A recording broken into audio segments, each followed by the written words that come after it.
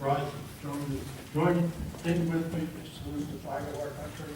I pledge allegiance to the flag of the United States of America and to the republic for which it stands, one nation, under God, indivisible, with liberty and justice for all. Thank you.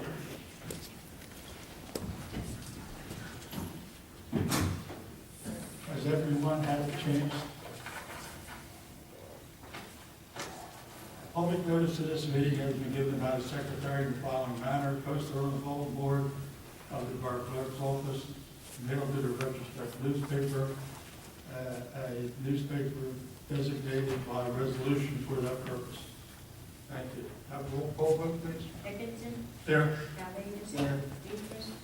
Playhammer. Here. Lucian. Yes. Fullerton. Yes. Chowski. Yes. Dunn. Walperly. Here. And Obert is absent. Has everyone had a chance to review the minutes of the September 12th meeting? Yes. Motion improvements submitted. Second. Motion to approve as submitted. All those in favor say aye. Aye.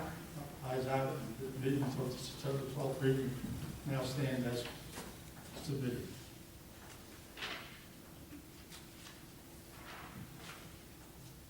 The other business we have this evening is old business from Mr. Stephen Bach, the borough engineer.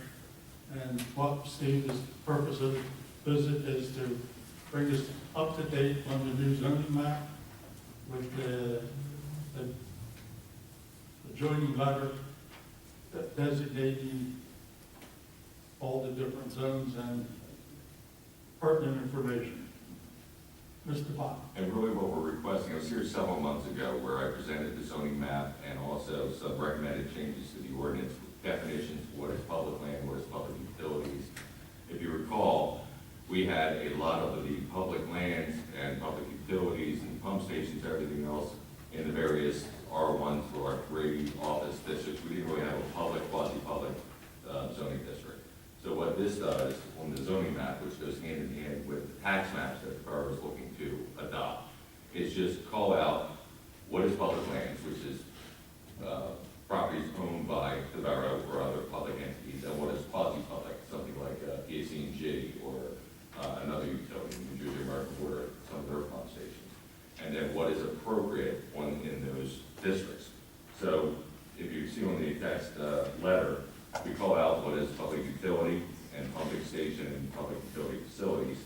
And then we call out what uses are appropriate in what we're calling the new zone, public/quasi-public lands district. And you see that the majority is all government-related uses, municipal buildings, parks, railroad facilities, stormwater facilities, and then also we call out what is permitted as accessory uses in those zones. So all this does is sort of wrap around and clean up your zoning ordinance that's already in effect, and also cleans up the zoning maps of the code officials in town have a clear blueprint of what can be put if, at pump stations, with John Gunn, or even though they get whatever they want typically, but I'm just saying is, this just provides an appropriate rule book. So nothing has changed since I was here some months ago.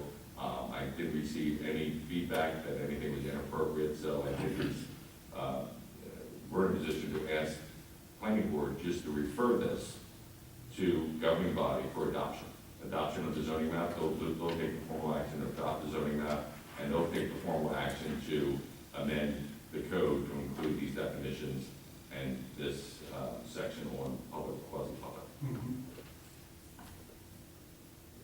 The reason we don't have the borough engineer here, our solicitor or our engineer here this evening, is because of the fact that, they knew there were no cases that come in front of the board. So what I will do, as chairman with the board's approval, I'll ask Mr. Rowan to adopt a resolution that we can memorialize at the next meeting That's fine. and submit that to mayor and council. That's perfect. I just want to make sure I'm trying to, get everything that I know is a goal and objective of mayor and council to get all the zoning maps and the tax maps all buttoned down, hopefully in November, so this works out perfectly. Do any members of the board have any questions about the map? Mr. Bach? No, Mr. Chairman, but I would ask that, would you please ask Mr. Barnes here to adopt the resolution on behalf? May I have a second? Second. Have a roll call on the resolution. So, just to be clear, you are adopting a resolution, I'm making a motion that Chairman Dickinson ask Mr. Carlemere, our solicitor, to draft a resolution Okay. to be put in front of us for the November meeting. See, Okay. they won't, Mayor and Council won't have it for November. you'll have it in December. Yeah, we can't adopt it Okay. without, So it should be, the wheel should be turning by the end of this calendar year. That's fine, that's fine. That's why I try to keep things moving forward. All Thank right, you. good, thank you. I wanted to report to the members of the board. Yeah, I, sorry, Rob, get a motion a second. And, yeah, Okay, roll roll call. call. Roll call. On that, Dickinson, Yes. Alvekus, Yes. Playhammer. yes, Bushian. Yes. Fullerton. Yes. Chowski. Yes. Walperly. Yes. And Mr. Chairman, the last part of my report, which is the official part of the meeting, I started to talk about it. When I was here last time talking about the zoning map, the question came from the chair, is there any ordinances that I have prepared for some of my other municipalities for renewable energy, meaning solar and also wind turbine? This is one that has been tailored to the borough of Runnymede for your consideration. We're not making any recommendations. This is just for your own internal discussion and what you feel about it, and what you think as a planning board, that this gives us just a nice example of what is out there for other boroughs similar to Runnymede. This one is actually tailored off of one that I prepared for the borough of Audubon, very similar in terms of characteristics, type of land use districts, type of housing stock. So, provide this. I am aware that Audubon, in particular, was not in favor of having any wind turbines. They only wanted to go with solar at this time. So that's, if you take a look at the wind turbines, there are some restrictions where they have to have a very large lot, they have to have an acre lot, they have to be 100 foot from the property lines at the minimum. So there are protections here, like in an industrial area, like over at the industrial park, someone could do like a wind turbine or a windmill where it'd be appropriate, but it does have limitations, so someone just can't put one up in their backyard, and the neighbors have to sit down and look at it. yeah, I think we definitely have to be very proactive in adopting standards for this, because it is, like Mayor Calveda says, there's a lot of the public that, you know, they get to knock on the door, it is too good to be true, but they want to do it, and once they do it, if we don't have any standards in place, then we're going to be stuck with it, because we have no Say so. jurisdiction on it at this point in It's time. an inherently beneficial use, the use is permitted, and without any standards, they can do whatever they want, but under whatever their standards. So that's why it's important that you have at least some protections. Having said that, would this have to be split apart and introduced into the master plan priorities? Actually, this resolution does refer to your 2010. It would be a One separate, of your goals and objectives of your 2010 re-exam report was to consider renewable energy and look to how that can be incorporated into the borough's codes and ordinance. So this is consistent, and actually there's a paragraph, whereas the 2012 Borough of Runnymede Master Plan Reexamination recommends the adoption of standards for small wind and/or solar energy systems in order to reduce uncertainty and ensure renewable energy systems may be used effectively by residents. Now, Steve, if the, as you might recall, a few years ago, they came in and arbitrarily put a bunch of solar panels on various telephone poles all over town. If we had had these standards set in place, would they have been subjected to our approval, or because they own those poles, they do what they want? It is because, and I did have another municipality that did have the solar ordinances in place, Okay. but they cannot be, Yeah, what's our purview? because PSE&G in essence has the Right away. lease and the right of way, and this was granted many, many years ago, and every once in a while it's renewed, but you really can't restrict what PSE&G does. and that right away goes over to the sky. Yes, it does, and that's the trade-off in order for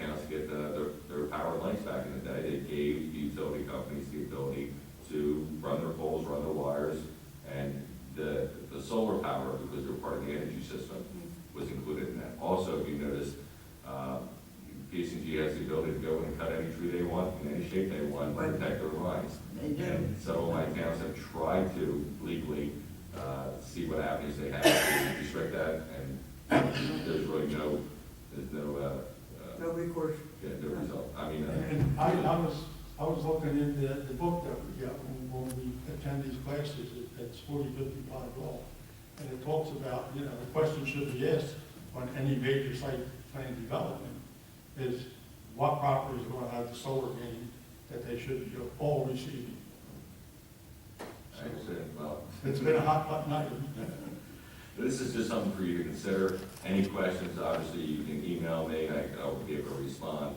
But it's something that you should look to protect the borough's interest as these get more and more popular. Now, the popularity has decreased slightly over the recent year and a half because of the SREC credits have dropped significantly. However, all you need is another package put out by the federal government or the state renewing the incentives, and these are going to get very popular again. Change November 6th. I'm not going to say anything about that, so. All right, so with that, Mr. Chairman, if I may be excused, I'm completing my report. Well, thank you very much. Thanks, Steve, nice to see you. For your attention to detail for us. Thank you. The committee for plan name, I guess that's the latest name that the developer's going by for the East Road development.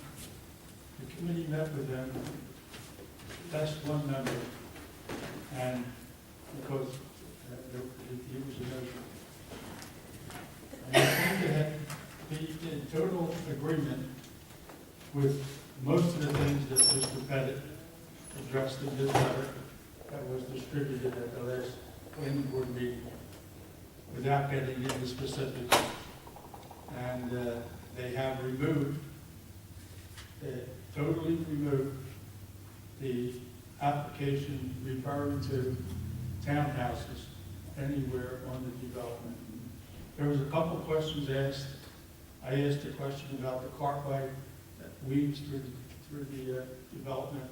Fire truck or something. And this testimony returned was that there's enough width to that cartway, even with that island that they intend to put down the center, for a vehicle to be parked in the curb lane and a vehicle as large as a fire engine to be able to pass them. Because that being the case, everybody beyond where that truck was would be completely without any emergency services if they needed it. So they went away, they're going to come back with that plan. Right, so, They need to reduce the size of the island to make that happen? they didn't say that. But another thing that came out in the meeting is that they're going to have a homeowners association at the point of sale. When you buy a property there, you're going to have to join the homeowners association because of the pond. They refer to that body of water as a pond. They also said something about a wall. Now, I don't know whether, and Mr. Ford made reference to RSIS. When I asked a question to Mr. Pettit, he said they're residential site improvement standards throughout the entire state of New Jersey. They have to meet every one of those. That's an adopted ordinance by the state that they have to live up to. So more or less, like most of what I said so far is really out of our hands. If the state has the standards that they have to march to. The only question I had was, in my own mind, is I don't like the Belgian block curves. I like the board curve. And I don't know whether we can get that or not. But they didn't seem to, object to anything we were asking for. I don't know how the rest of the board feels, but I feel that it's a pretty large departure from where they were. And I think from the planning board standard, it is a win-win for the borough. I agree. I think they came in and I think they had some ideas, and I think they listened to what we had to say. And I think by and large, they had the idea that if they were going to take the townhouses off the table, that it would be much more palatable to not only the board, but to the residents, because I think most of the residents' objections were not to developing the R3 zone, it was to having townhouses and then the fear of it going to Section 8 housing and the fear of COA and all that stuff. So I think with this intentions that they are now putting forth, I think that it pretty much will put everyone's mind at ease. And I think it will be a win-win for the borough. My sons. The townhouses have a shelf life of like 15 years. And after that, it's speculative what way they're going to go. They're going to go by private hands, they're going to go into county hands or whatever. And at one time when we were doing the master plan, remember the previous chairman, Mr. Williamson, wanted to find out if we could make that public land or open space. Yes. And I don't know whether that ever got in front of the county. I don't think so. But I don't think the county would want to handle it because of the, It was his property too. I mean, Yeah. one thing, you want something, but it's somebody else's property. Right, when it's somebody else's property, you approach them and try and buy Yeah, it. but you'll never buy, so I think it has a very, very high commercial Okay, value. okay, we're gonna buy it for. no. They did agree, there was one discussion at the last meeting, because I had the information that the whole board got, that lots 11 through 17 on the plan, they had 7,000 square foot lots. I think we had them agreeable to putting 6, 8,000 square foot lots. So, So they went wouldn't from use it. 51 down to 50 that I know of right now. There are 3 open space lots on the plan. I think it's good for the borough. Yes, Yeah. that's concessions. I mean, they're making concessions, and I think that, they've pretty much fallen into what we asked them to do. And they said they would. And I think they were, I think you people have to. of their word. They came in here and they said, we want to be town friendly. We want to try to do what you guys want to do, and I think they've done so. Yeah. And one other thing that nobody on the board but myself knows, that I got a call last night from a girl You did? who was she's running for school board, Amy something, her name is. Amy Farrell, Okay. Amy Farrell. Yeah. She was saying, how can the town let them do this? Because we don't have enough room in Brigham School for 100 kids. Assuming that them 50 houses are going to be built in 2 months, and you're going to have Who's going to 100. say there's going to be 100 kids? Well, I'm just letting you I hate know. to say that, but who's, I'm Oh, just, they just do, they use a calculation. I know, but they did that with every development, every place we, they did it when we moved in. so I just want to let you know, it's one of the things that, that we're probably going to hear when we do the. My kid was on split sections in grade school. When we do the, Look look how long, Aren't you on split? look how long Franklin Regional High School was, Red Blue, it was 2 schools, it was a red school. Well, that was split sections, just like the grade school, bro. But I opened that up for discussion as an FYI, because I knew something about They the got that potential one kids in application the classroom. that nobody else on the board knows. So now everybody knows it. Having said that, is there any other information the board would like to have discussed at this time? I was just curious, because sometimes if they're gonna have an association, would that mean their streets are private or not? Now, I think the association is going to be because the island they want to put down the center in all the roads there. And also the maintenance on the pond. And I would just, I don't think, and it's not in the borough's best interest to own something like that. Who's responsible to plow their streets? Pardon me? Who's responsible to plow their streets? Well, So they're that turned over hasn't to the come township. until after the performance bond is lived up to. Yeah, But, you know what I mean, if, There's 3 things you can do. You have to, you can get a maintenance guarantee, or you can get a performance guarantee bond. You have to have either one, performance or maintenance, right? Along with that, there's a letter of credit. And my question was, and I asked the solicitor, in the paper the other day, there was in the personals. The Cherokee, the borough of, the town of Cherry Hill, which is a pretty large county in South Jersey, they were tweaking their ordinance reference to the land use law that talks about performance guarantees and maintenance guarantees on development. I think they might have gotten in trouble over there at the Garden State Racetrack. I think that went, a guy came in there, was going to build the houses, he went broke, and now the borough's stuck. All the money was spent for approvals and everything, and I think the borough had to go back I and think they had that big clubhouse sitting there vacant. I know that there's some reason why a town that large would be putting a notice in the paper that they're going to talk about that part of the land use law that's been on the books since 1999. So that books has been cooked over and fried and everything else. My question, when I would talk to the solicitor, and I want to know, does the borough really be up to snuff with everything that's happened to that law since the last time it was updated, to my knowledge, and it's in our little green book, was 1999. That's a long time. Well, let's not worry about the King's Road. So they're my concerns. Okay? Anything else? No, sir. Well, I was, at this point, say motion's in order. Motion to adjourn? Second. Motion moved, all in favor? Aye. Declare the meeting adjourned at 7:21. Thank you all.